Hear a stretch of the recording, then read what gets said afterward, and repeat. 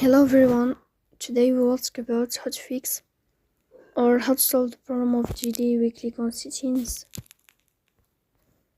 Here we click on apps, default apps, app settings. Then you will search about the application of GD and you will click. Here we click on first stop and you will click OK. Then you will enter to the window of storage. Then we click on clear cache. Here you will turn off your Wi-Fi and you will turn on your Wi-Fi again to fix that problem. In the end, you will go to Play Store.